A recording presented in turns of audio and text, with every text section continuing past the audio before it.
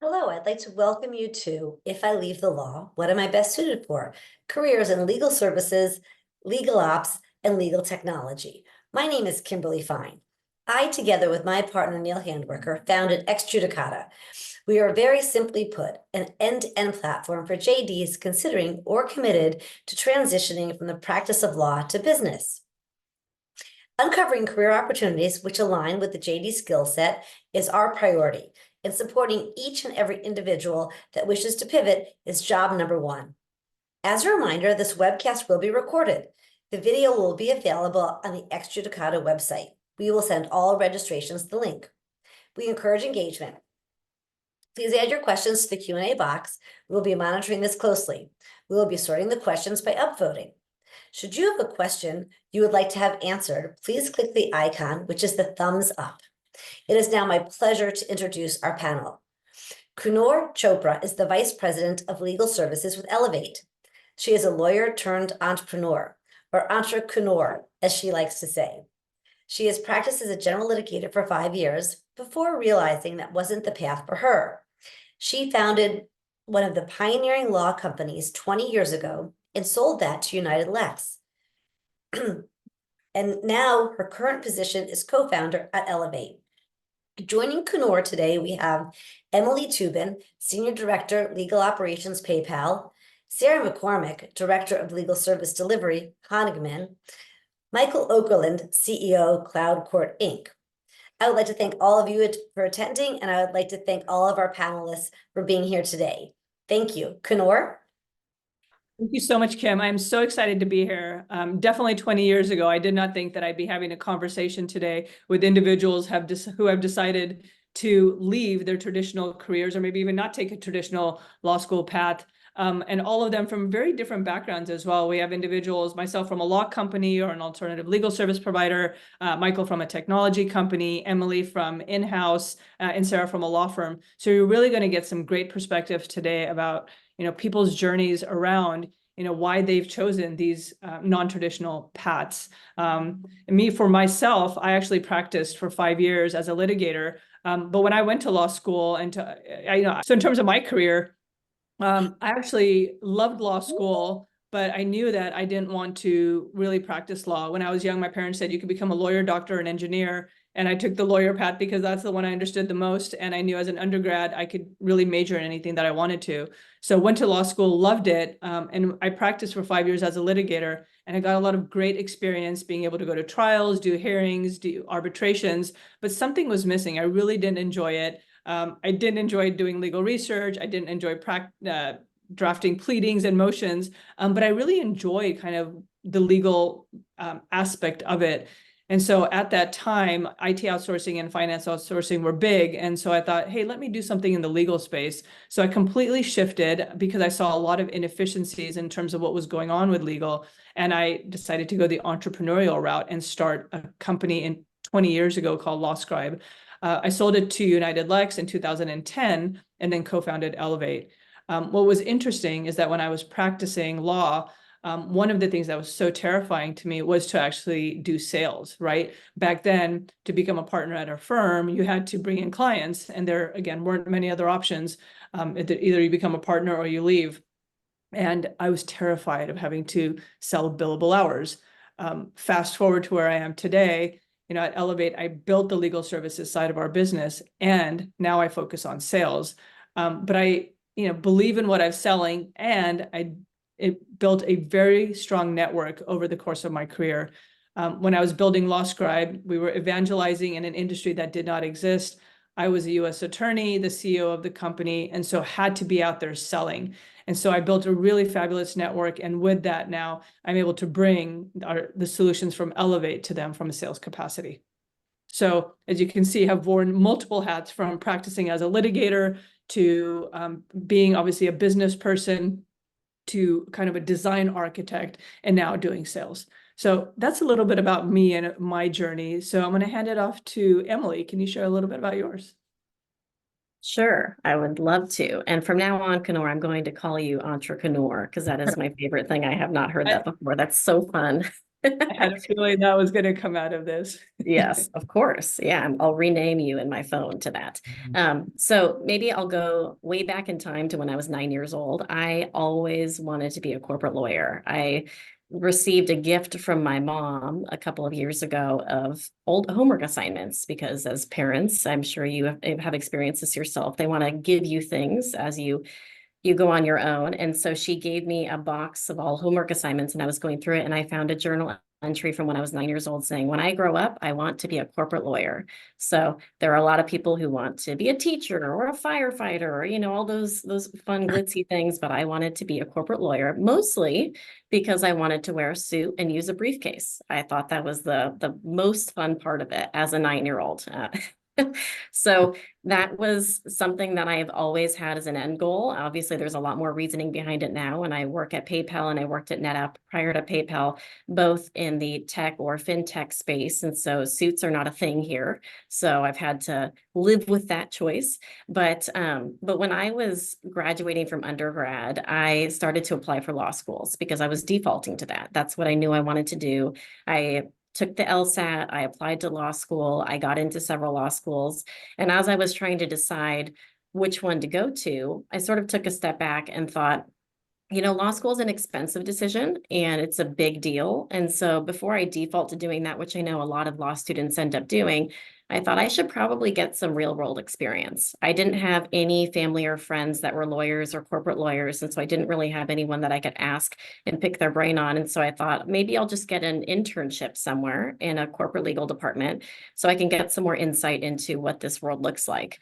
So I applied for a role at NetApp as a legal intern. And this was as I was graduating undergrad. So typical with most companies, when they're hiring interns, you need to be actively enrolled in school. So I was disqualified for that, but I ended up getting a full-time role as a legal administrator. So I had 9 interviews in one day. And as I left my 9th interview, they handed me an offer letter in hand, which HR had told me they had never done before. But it was just the perfect situation on both ends. We had such a delightful conversation. I was so passionate about law and the business of law that it worked out really well for me. And I also won the lottery in that my very first manager out of undergrad was the trailblazer that is Connie Brenton and has practically founded legal operations. And so I had a manager and a mentor who was really guiding me through all of this at the early stages of my career.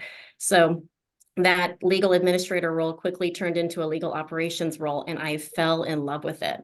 As I was going into undergrad, I remember trying to choose, what should I major in? Should I major in political science or business or what have you, because I loved the business aspect of corporate life as well. And I loved optimizing things. And I used to think about metrics and analytics as one does as a child, I guess, but that was something that I was into as well. And so really coming into a corporate legal department and learning about the law and opening my eyes to there are so many different areas of law that a corporate legal department covers as well. It's not just one, but also the business behind the law and how can we optimize processes? How can we leverage technology? How can we make things better than the way that we've always done it? It was so much fun. So I spent 9 years at NetApp and we implemented over 20 different technologies. We really rebranded the legal department as a business partner to the enterprise. We had an incredible general counsel giving us like a blank check to do that, essentially, to let us do that as well. And then we also looked at alternative legal service providers and AI and chatbots and just so many fun different things. And so we really got to experiment more so than I think a lot of people do in a corporate legal department, which only furthered that passion in legal operations and in law. So 5 years into that, I went to law school. I decided if I really want to have the flexibility to go wherever I want in my career, whether that is legal operations or the traditional practice of law or being a general counsel or even being a chief strategy officer or COO, it's really nice to have the legal lens and a lawyer's brain to go in any one of those paths. So went to law school with a 2.5-year-old daughter, and I did that full-time, worked full-time, and I ended up graduating in 3 years, passing the bar. And then 3 days later, I started at PayPal as the head of legal operations. And the rest is history. I've been having a lot of fun ever since. Wow, amazing. What a great background. Lot that we will come back to, but you enjoyed metrics and analytics as a child. who doesn't? I mean, don't you ever think about how often does X happen, you know? So Interestingly, so I should have known this, that I had this kind of business in my blood. So when I was in elementary, my dad would bring back video games from Asia when he was traveling, those kind of the individual games, and I would charge people 25 cents a game to play. And so I should have known, kind of going back, yeah. sales was in my roots, but so Same I thing. get I organized clubs with my friends and I had them sign up and there were rules and, positions for people too. Same thing. Yeah. Like-minded. course. I love it. Thank you so much, Emily. Sarah, tell us about your story. Sure. So, like Emily, I knew that I wanted to be, or I thought I thought I knew that I wanted to be a lawyer from the time that I was young. Unlike Emily's desire to be a corporate lawyer, though, I wanted to be the lawyer that was on TV in the courtroom. And I think my parents totally believed that I would be on the news one day as someone's lawyer talking about a trial or something. And so I was just trying to fast track myself to get to law school as fast as possible, which, looking back, if you are a student listening, I wish that I would have gotten an undergrad in business instead of political science, but political science allowed me to go as fast as I could. I took summer courses because, it's basically a huge bucket of classes that you can pick from that they offer all the time. And it's not really too structured when you're getting a poli-sci undergrad. So I hurried up and got through undergrad and started applying to law schools. And I actually have an interesting story because, unlike a lot of my co-panelists, I never did anything from a practicing standpoint. I never practiced law at all. I went directly to Michigan State Law School and wasn't really paying attention necessarily to the fact that they had a very great program totally focused on alternative legal careers. Because the first year I was there, all I was focused on was becoming that litigator. So first year of law school, I had exceeded always in school. And then I got to the first year of law school and my grades were not the 4.0 that I was used to. And I was not going to intern and get paid that summer. I ended up going to work for a public defender's office because that was going to give me the opportunity to be in the courtroom every single day. And the first day that I showed up, they looked at me and they said, "Okay, Sarah, we've assigned you to the juvenile unit." And I was like, great. Thought that would be great, except for the fact that for that entire summer, I spent every day going to court and representing my clients and then going to the detention center to talk to the kids because I took on everything that these kids were going through every single day. And what I realized very quickly was that I could not do that for my whole life. And so going into second year, that's when you start to get more experience. You get to pick your electives, and you're not just given your coursework. And so I started to take these alternative legal career courses. So we had data analytics for lawyers, legal service delivery that was just kind of talking about the changes in the legal landscape. And I was presented an opportunity in my second year of law school to attend a hackathon where there were a team of 3 law students and 1 computer science undergrad that would go to California and participate in a hackathon where we designed a solution leveraging our computer science undergrad to build an app for us. Well, the other part of that was that we were going to get the opportunity to go to Elevate headquarters and meet all the top executives at Elevate. And what that ended up turning into, the hackathon was great. And what that ended up turning into was a set of interviews for interns to work at Elevate Services. I believe we were the first group of interns to work for Elevate. And what that meant at that time was, I believe Elevate was about 300 employees at that time. So my direct supervisor was Kenor, who happened to be the VP at the time. So not often do you get the opportunity to go from intern to VP. I learned a ton. And the one thing that I did learn is how much I didn't know with all the complexities, because Kenor at the time managed a very senior team. But it gave me a look into all that was out there as it pertained to alternative legal careers at the time. And so I continued throughout that year to work for Elevate, because the other cutting edge thing that they offered at the time was remote work for everybody. And so I was able to be in law school and work for them at the same time. And there was another opportunity that came my way that was super interesting, which was to work for an Australian law firm of 30 attorneys who wanted an American law student to come over and teach them about what we were learning about as it related to the changing landscape. So I'll never forget, I was super nervous to ask Honor if I could take 6 weeks off to go to Australia. And of course she said, absolutely, you should go. So I went over to Australia, actually got to meet individuals working at Elevate in Australia as well, which was super great.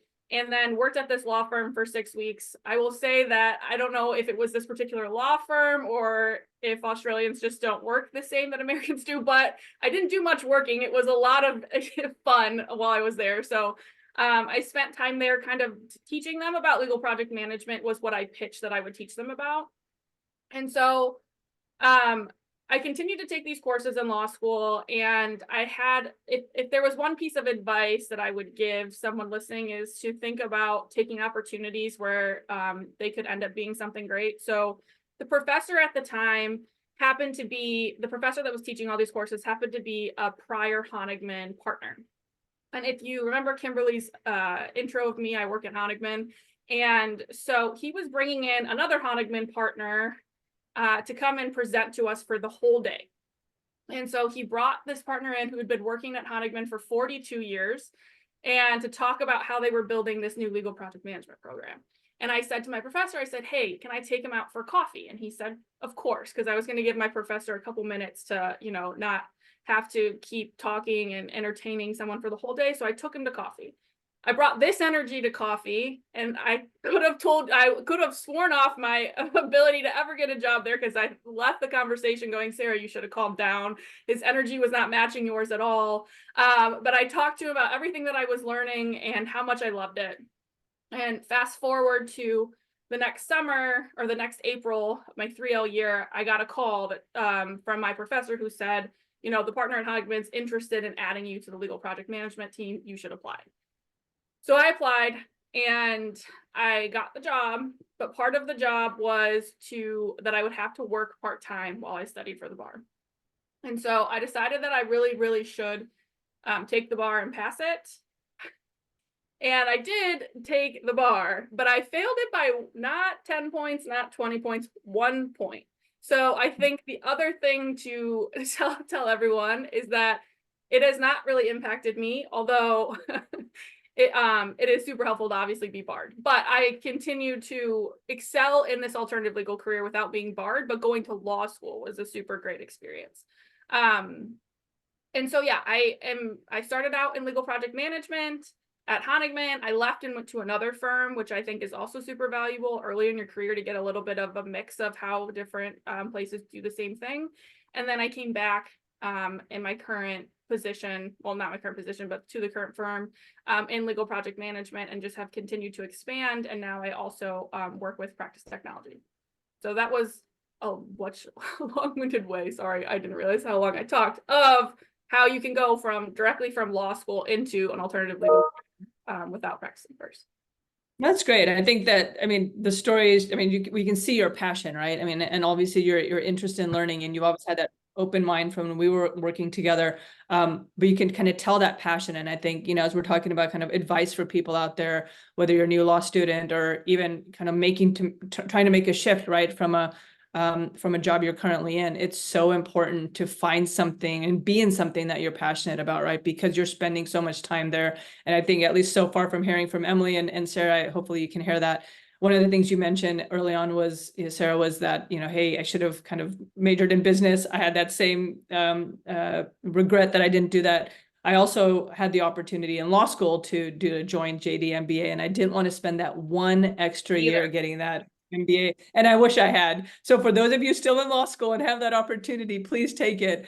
If you have that kind of entrepreneurial or business, you know, aspect to, or interest, you know, for something in the future, even if you go into traditional law school, having that business solution focused mind is so helpful. So I'm going to hand it off to you now, Michael. I'd love to hear about your career path. Yeah, so mine's pretty convoluted, and Emily and Sarah, I tip my hat to you for being far more organized as children than I ever was. So, and I love the topic today because I firmly believe in, you know, moving the furniture around in your life once in a while, because it gives you new skill sets, new perspectives, all sorts of things. So I grew up in rural Nebraska, I had no idea what I wanted to do. I bebopped around colleges studying biology and philosophy mostly. One eventually graduated after my third college and studying abroad for a little while. And then I just worked a bunch of random jobs. Like at that point, law was nowhere on my career path at all. I ran a restaurant, I waited tables, I sold camping supplies. I did just a lot of random things. And at one point, I thought, I should probably get organized. And so I sort of whiteboarded things out. And at that time, I had two things on my mind. One, I'd been offered a job in my capacity of biology sort of guy to fly out to Papua New Guinea, live in a rainforest and study frogs. And the other one was I would go to law school because I was very interested at the time in human rights issues, and I thought that I would like to be a human rights lawyer. After some thinking, I realized that I didn't do well in humid climates, and so I went to law school instead of going to Papua New Guinea, and focused really pretty heavily on human rights. I never became a human rights lawyer. So eventually I got out. It was fiendishly difficult to get a job in human rights. But because I had a science background and I was interested in technology, and I had some bio background, I ended up having a secondary interest in intellectual property and specifically patent law. So my first job, I was a litigator at a firm, Robbins Kaplan, doing patent infringement litigation. So with software, hardware, medical devices, a lot of high technology, and it was an amazing job, but very demanding, and just a lot of hours, a lot of stress, good stress. I learned an enormous amount from really talented people, but at some point. And I'd met my wife there, but at some point I thought, hey, I want to take a break and I want to figure out what to do. And so we resigned, my wife and I, who was also a patent litigator, resigned on the same day. We gave away all of our furniture, put all of our stuff into storage, bought backpacks.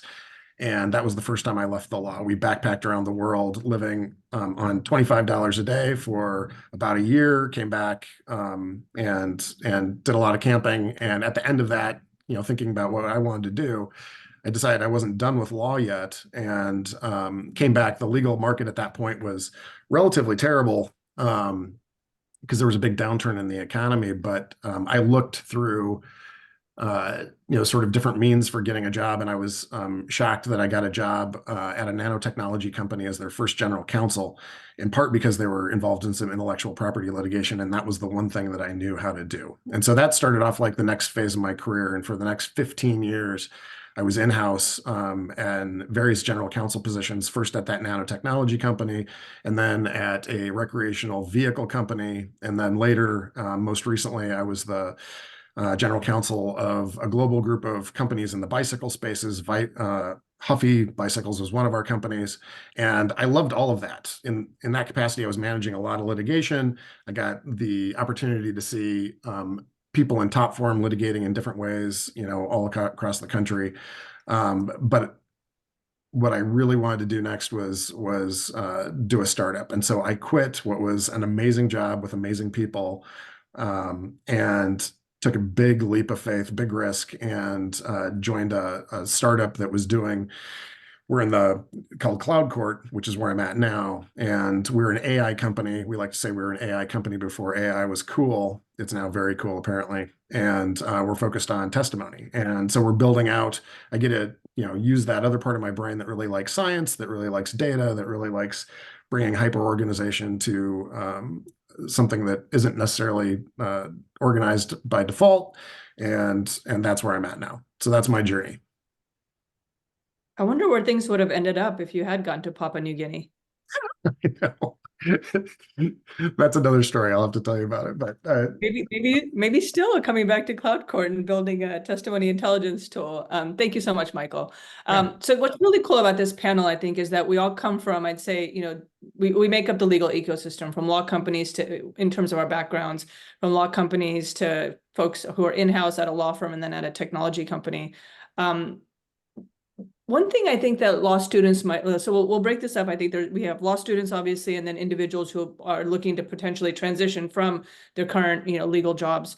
For law students, I teach law school, and I know this question has come up, which is, do we need a law degree? Like, how valuable is it? If we wanted to end up in roles like yours, like how helpful is it? So I'd love to hear kind of what your thoughts are on that. Anyone can answer, if Emily, you wanted to. Go ahead. I think having a law degree is super helpful.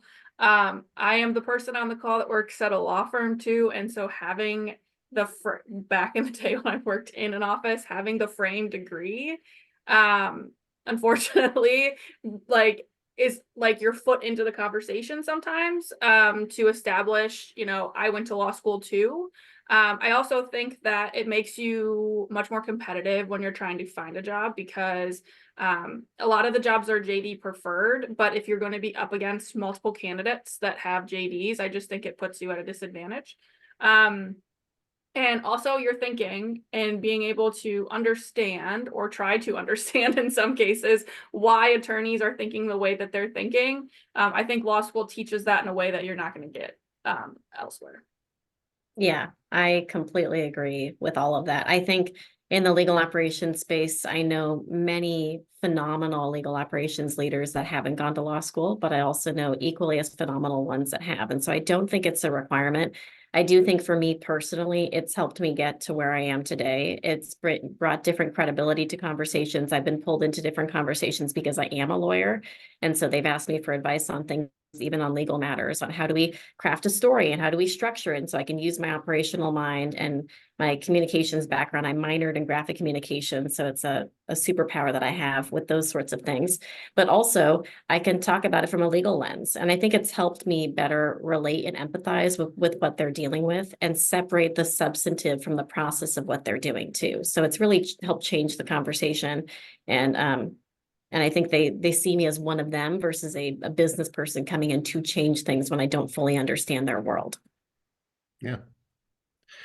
Well, so I'm at a software startup company, and our focus is on litigation technologies. So I don't think you necessarily need to go to law school in order to do what I do, and most of the folks on my team are not lawyers, but it certainly helps, and it helps in part because in order to design software to make things more efficient for legal departments and law firms, you need to understand the pain points that those folks encounter on a daily basis. And if you don't, then we'll be busy developing tools that are useless to most folks. So I think it's very useful. More broadly speaking, though, I do think that law school is it's very demanding, and it makes you, if you to be successful in law school, you need to read well, read closely, you need to be able to write well, you need to be able to communicate complex things and boil them down to their essence and convey them to other people in a very persuasive way. And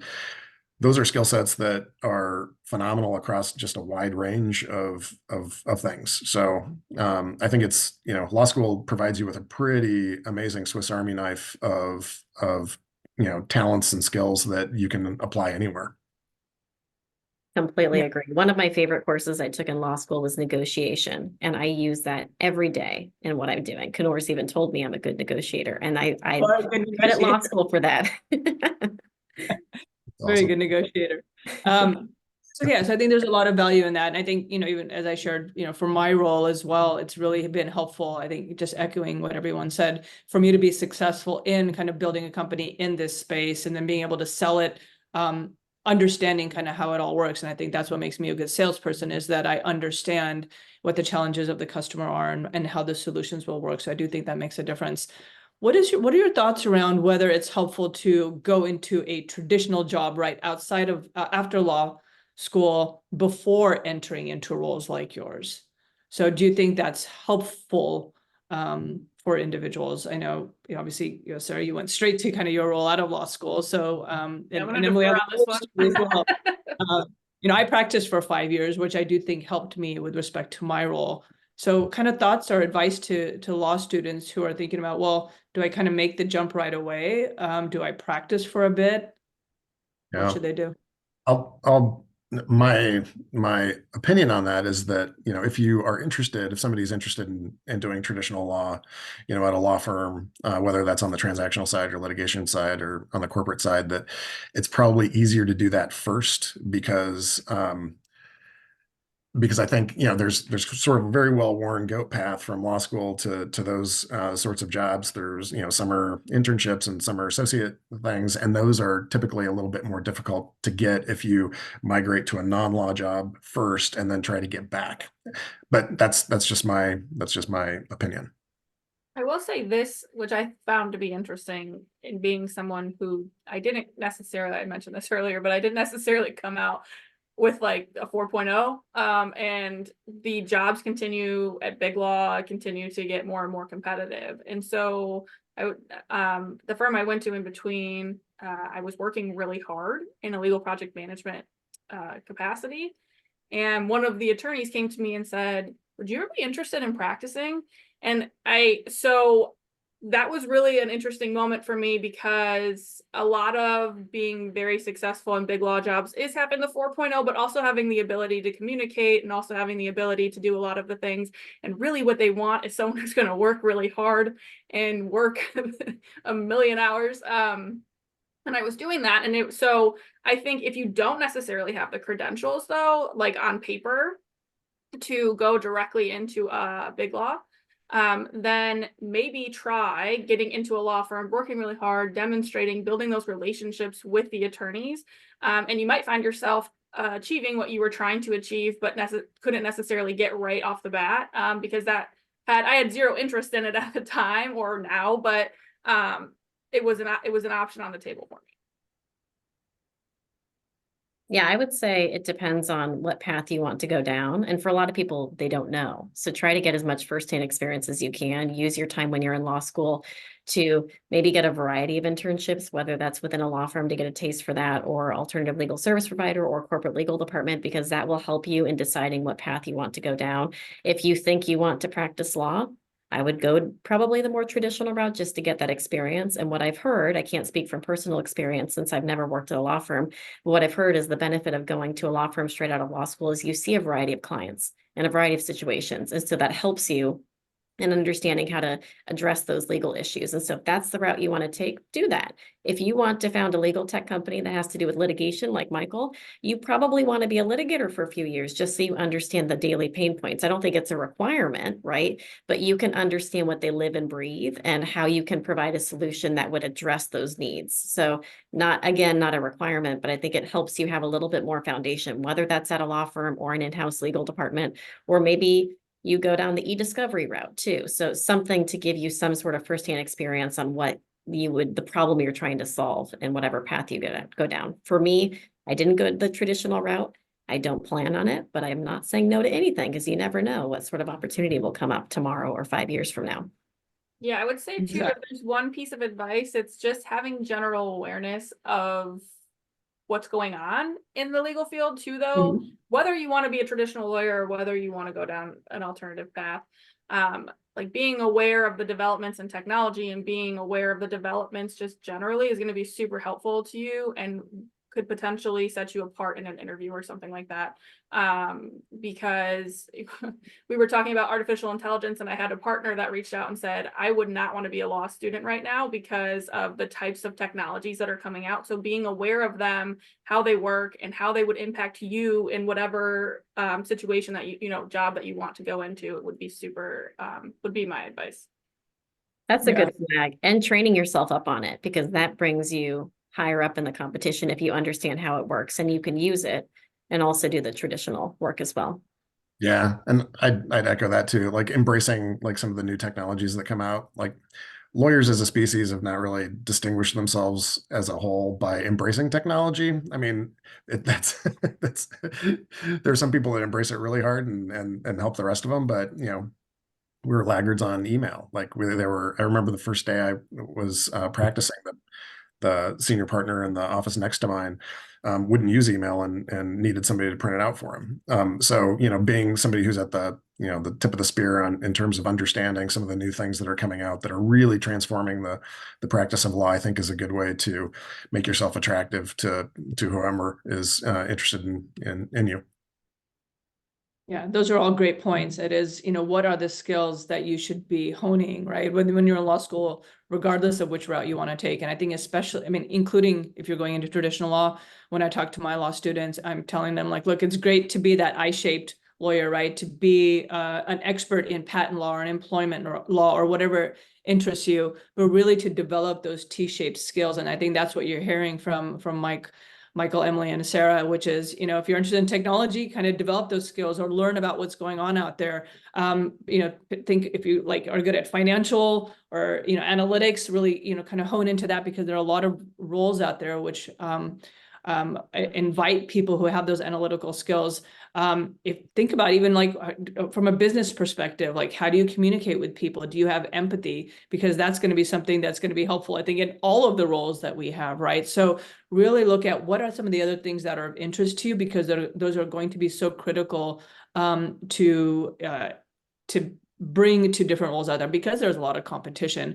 But if you are like this amazing technologist, you might take a traditional job, but be able to be involved more on, certain areas within the law firm that value those specific skills, right? So it'll set you out from other people who just come in with those typical traditional skills. So definitely, I think about some of those other, Swiss Army knife skill sets that you can bring.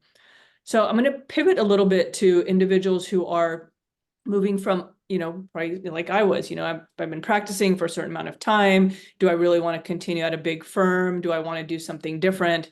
I'm sure a lot of those individuals are nervous, right? Thinking about, wait, am I ready to take that risk? I'm getting paid. I know when I was a fifth-year attorney 20 years ago, right, I was making a certain salary, and I was like, am I ready to leave this, to pivot to something completely different? Because I have to, again, kind of start from the ground up. And it was an important decision I had to make. I know that what I thought about was, okay, I'm going to take a risk. What's the worst case scenario, right? And I think the worst case was, at that time, was I'm not going to make this salary, right?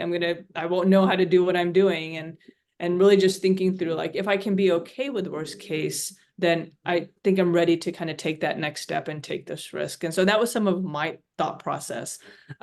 What is your advice to individuals who are in these legal roles currently? They could be a third year, a fifth year, maybe 20-year attorney.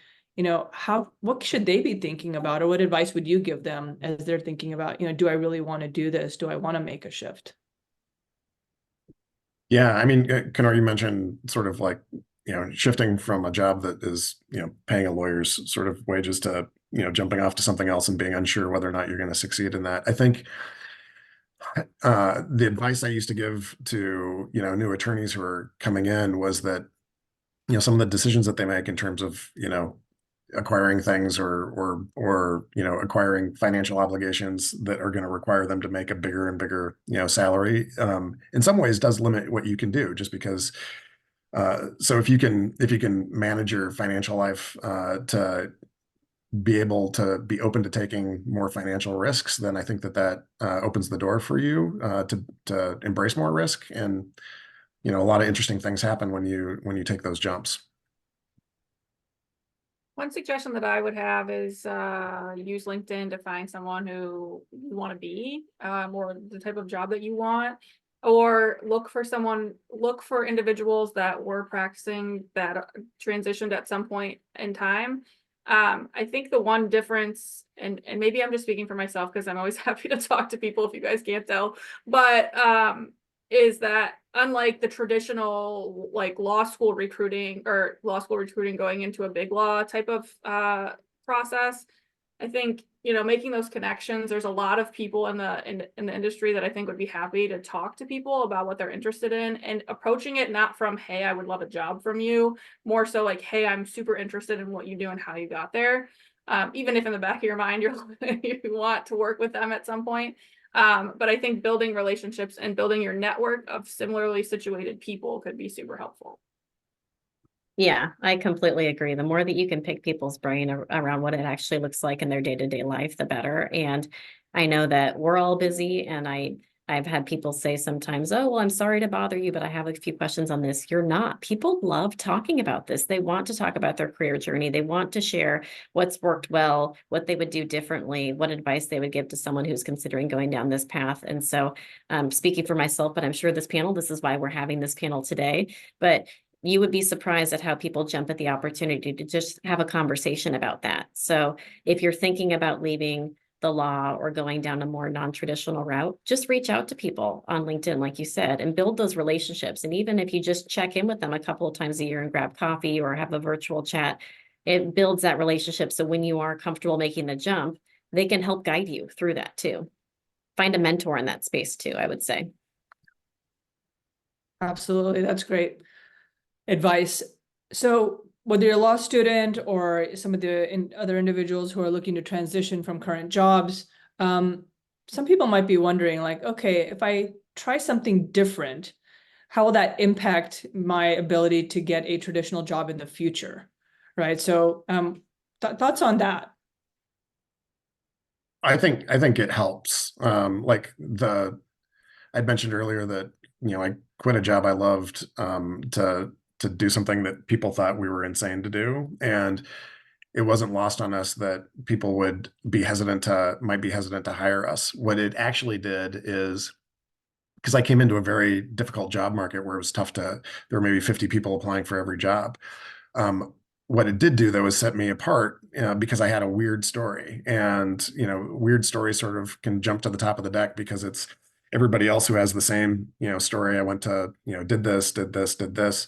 They can fade into the background. So if you've left and done something, risky, whether it turned out well or not, that can really distinguish you in really interesting ways. And to be honest, when I've hired, people in my various in-house roles in the past, I would often gravitate to people who had resumes that were odd. Like there was an attorney who I ended up hiring who was amazing. His resume said that he brewed beer, raised cattle, and did intellectual property law. And I'm like, I want to hang out with that guy. And but he stood out. His resume was very different, but it definitely stood out. I think standing out is a good way. Yeah, I think that diversity and experiences becomes your superpower because you're able to come with a completely different perspective, think outside the box, see the forest through the trees a little bit more than someone who's only been doing one thing for their whole career. So it ends up being a good thing for you. Yeah, 100%. And because when you have a legal team, one of the most dangerous things that you can do is hire people who have done the same thing over and over again, because they're going to have the same perspective, they're going to have the same methods, they're going to think the same backgrounds. You want like a really rich, diverse ecosystem of brains that attack problems from, divergent points. And if you can put, a combination of people in the room, some of whom are, outliers, that's usually that can make a big difference in a lot of different areas. Yeah, to Michael's point, I would say also think about how you're going to talk about it, because a lot of times the first touch point you have is with someone in HR. So, for example, before an undergrad, I couldn't find a job one summer, and I took a job as a forklift driver, which I had never done in my life. And I sat for so long thinking, how am I going to talk to this Honigman HR representative and connect my forklift driving experience with, which I could have gone on and on about, sorry, Kenor, working at Elevate and doing all of that, but like I was able, I don't know, the forklift experience had like popped out on the page to them. And so I connected it in a weird roundabout way, but I don't even think they were really listening to that at that point. They were probably just thinking about the unique nature of the job. And so I think, taking whatever experiences you have and trying to adapt them, not from a day-to-day, but like what you learned or how you grew in whatever job it was, and applying it can be super helpful. Yeah, absolutely. And so basically all of us have security that we can all get jobs in big law, right? Because we have like all this amazing experience. And you'll see like a lot of law firms have been looking at individuals to bring in who have these kind of unique skill sets, including building out their legal ops groups. So whether you're looking at kind of in-house or law firm or technology company, I think these skill sets will really help you, even if you want to go back into the law firm or in-house, legal department environment. I know that at our company, like individuals who are lawyers, who are doing some of the lawyering work, who also have a technology background, are so incredibly valuable, because a lot of the work that needs to be done requires a lawyer who knows how to use technology. I mean, think about what's going on with Gen AI and AI just more broadly, right? To be able to have those skill sets are going to be very valuable. So speaking of big law, we actually have a question here that says, I'm curious about the work really hard and work a million hours comment. How can people focused on legal wellness have impact in big law? I would love to hear everyone's thoughts on their favorite tools for taking care of themselves in law schools, law firms, law departments, kind of whatever comes to mind. So I can start because I made the comment. What I would say is it doesn't have to be that way. One thing I'm not very good at is setting boundaries. And so I think that that's probably true of a lot of people that want to really achieve and achieve and achieve and achieve. It's hard to set boundaries. And I graduated from law school in 2017. So half of my career was spent in the traditional go into the office, shut your laptop and drive home. And half of my career has been spent in the open your laptop and it never closes for the rest of the day, because you're making dinner and something comes in and you walk. And again, it's all about boundary setting. And so I think you have to go into whatever job it is. I think it's way more difficult than it sounds to set boundaries. But the moment that you start replying to emails at 9 o'clock at night, it will then become an expectation of you that you will. And so I think that's my best advice. And also getting hobbies outside of your work. I was just not too long ago talking to my mom about how I was like, some days I just feel like my job is my identity and I don't want it to be that way.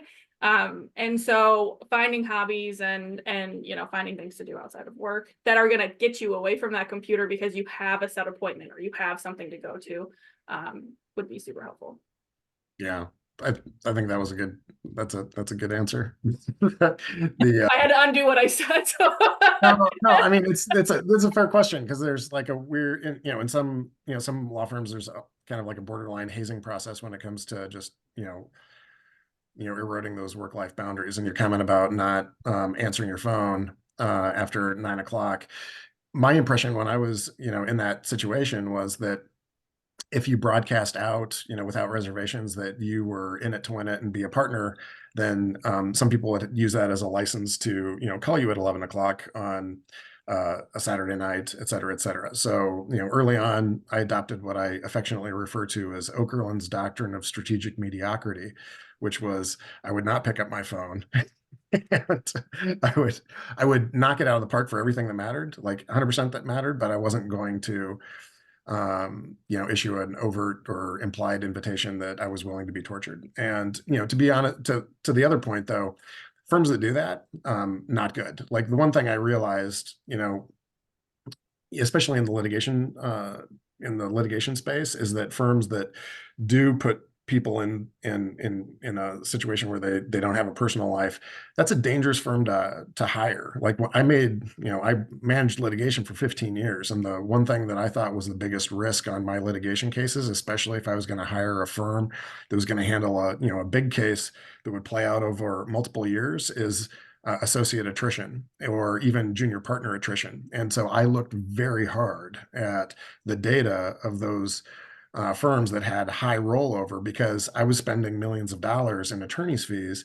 And when somebody walked out the door, it was like a big giant duffel bag of money walked out with them. And even worse, it was a big duffel bag of information that was key to winning my cases that walked out too.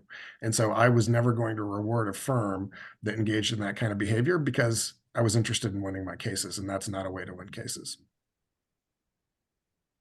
Yeah, it's also not to say that there's not a time and place where if you are a big law attorney, you're going to have to put in those extra hours. I think it also depends on what you're going into.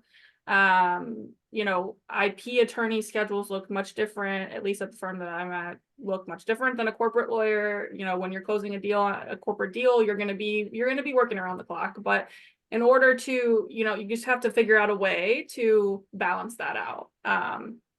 Yeah. Yeah, I would just add that it's not unique to law firms, though. I think with this virtual world that we're in, Today, everyone has their phone, everyone has their laptop, they're working from home. And so it's a lot harder to draw those boundaries. But I remember when I first joined PayPal, a couple of my colleagues said, set the boundary in the beginning and people will respect it. And they have, which is pretty incredible to see. And it was a busy year for me last year. And I got to the point where I thought, I don't want my work to be my identity. So what did I do? I set up a monthly pizza night with my best friend. I joined a book club. I work out. I need to work out. That's my wellness. And so even though I have a demanding job and a lot of us do, there are things that you should do to prioritize yourself, whatever that is that fills your cup. And then I have 2 daughters too. So obviously I spend a lot of time with my family, but prioritizing that and saying, I'm going to be offline because I'm doing X. I'll see you later. I'll see you when I'm back. And they honor that and they respect that. And a lot of people don't feel comfortable doing that. But when you speak up for yourself and you advocate for yourself, people listen. Absolutely. And I was having this conversation with my law school class yesterday. And so, they're of this generation. They said boundaries are extremely important to us. We're not okay with, one of them said, hey, we got an email from a partner at a firm that they're interning at 9 o'clock at night, like on a weekend. They're like, well, what do we do? Like, do we respond? Because we also don't want to set that cadence. And I said, and I think kind of, Sarah, what you were saying, which is one, at least have a conversation around the expectations. So talk to them and say, what are the expectations around weekends? Because what's important to me is to spend family time. And so from, 6 o'clock on Sunday to Monday, I'm not available. If an email came in on Friday, maybe if you are, obviously as an intern, just respond and say, hey, like I will be unavailable until Monday morning. Just wanted to let you know that I'll respond then. Is that okay? But I think what will be important is to set the expectation, have the conversations in the beginning. And like you said, Emily, set those boundaries right up front. And people will respect them.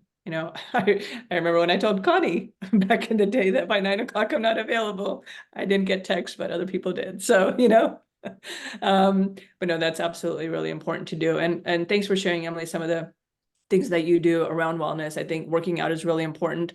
Some of the other tools that I use are, first thing I do in the morning is I meditate. I try, except for that, turning that, app on, try not to look at my phone, really try to take some time in the morning, the first half hour to set intentions for my day. Not just jumping into technology, right? Because then your brain is kind of already, not focused on just kind of grounding. And I go to therapy, when we all have things that we need to deal with on a personal, professional level. And I think that's okay. And I think mental well-being is top of mind for people now. And there's a lot of resources available for individuals who do need that assistance. And I listen to a lot of health podcasts. There's a lot of great things out there, a lot of great information that just kind of help me through the day. So, when you're going on that walk to kind of help get grounded, put a really cool podcast on. So. We have about 7 minutes left, so I wanted to encourage if anyone else has questions specific to kind of what we've been talking about today, feel free to send them through and we can answer them as we're continuing this discussion. But what I wanted to ask folks now, as we are starting to kind of round out the conversation today, is, if you were to give advice to individuals in terms of, how to pivot from kind of their current careers, you can, think about it from the law school perspective as well, law students coming out, what advice would you give them? The top 1 to 3 things to think about or do. I would say follow your passion and what gets you excited and challenges you every day. So that would be my number 1. And don't be afraid to make the jump if you've been thinking about it. I'd say don't think that whatever your decision is today, you have to be stuck in forever. There's always an opportunity to pivot. There's always an opportunity to change. And this is like, people say it's not about what you know, it's about who you know. That is true in some cases, and building those relationships is super important along the way. And also considering how whatever you're doing, your actions impact those relationships as you move on up in your career. Because you never know when you'll want to, call someone that you had worked with years ago to talk about something, or to work with again. And so continue to consider fostering the relationships as you go through the years of your career. I think it's important never to really burn bridges. Some people burn bridges when they transition at a time when they cease to really enjoy their job. And I think it's important not to burn bridges because, keep those relationships going. I got really good advice from one of my the partners that I'd worked for, and he's like, "Oh, Kurland, you should rarely have lunch alone." And I thought that was pretty good advice, because if you're constantly meeting with folks that are doing other things and you're top of mind, and then you've got a really good network and you can bounce things off of folks, and you're also building a support network for whatever it is that you do next. And you never know what you're going to do next. To Sarah's point, you don't need to know what you're going to do for the rest of your life. You need to know what you're going to want to do next. So figure that out and take your time, measure twice, cut once, and jump. Absolutely. And I'll share mine in a few moments. We do have a comment and a question that I wanted to share. So one comment was, the common thread I see in all of these diverse experiences is finding careers that challenge you, that involve problem solving and an ability to see all the different aspects of a problem, whether legal, financial, process related, technical, human resources, or a combination of some or all of these, and a desire to dive into solving that problem. So I think that's a great call out in terms of summarizing what we're hearing here. Does anyone want to comment on that? Yeah, I think the secret of happiness is, when you look at people who are springing out of bed every morning, it's often people that are fighting against something or fighting for something. There's a goal, something that makes them excited. And there's just a lot of things that you can do. So I understand that comment. Great. And we have a question as well. When you've hired ex-lawyers into legal ops roles, what are the skill set gaps you've seen most commonly? Emily, I'm assuming that would be for you. Or I guess it could be I mean, it could be for anyone. Yeah.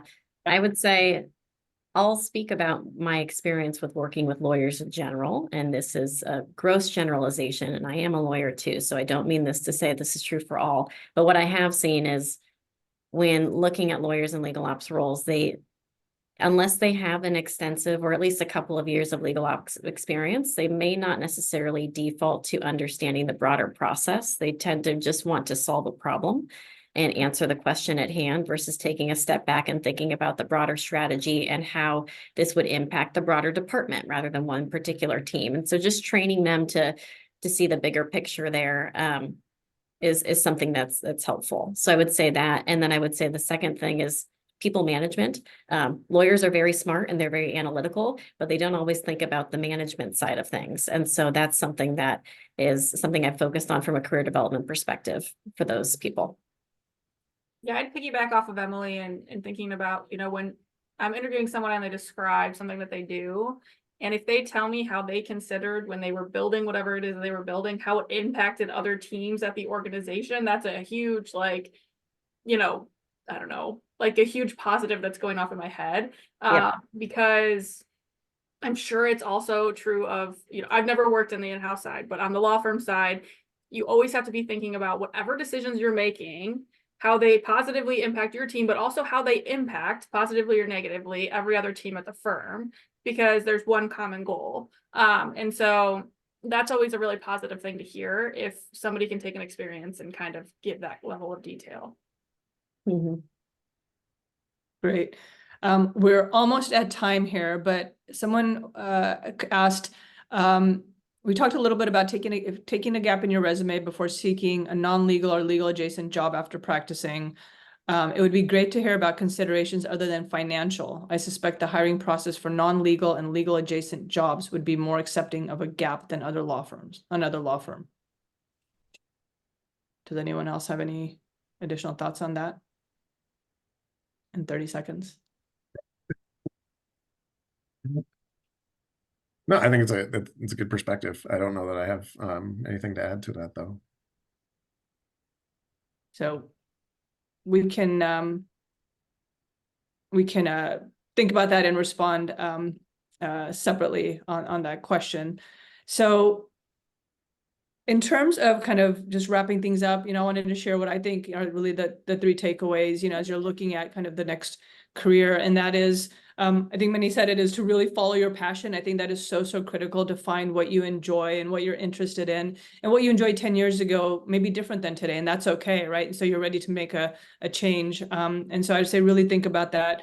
be willing to take risks. I know things are scary, and it's not always easy to pivot, but really think about, hey, can I take this risk, and what would be involved in that, and being able to kind of feel comfortable with that. And no matter what you do, and this has been very important for me in terms of where I am now in my career, is to, as you're making those decisions, to really think about and stay true to who you are authentically, whether it's, in terms of what you're doing or where you're going, and making sure that you're able to, bring your whole self to that role, next job and next role. So with that, I wanted to thank everyone for joining today. I'm so happy to be able to have this conversation, and please feel free to send any follow-up questions to the organizers, and we'd be happy to get back to you.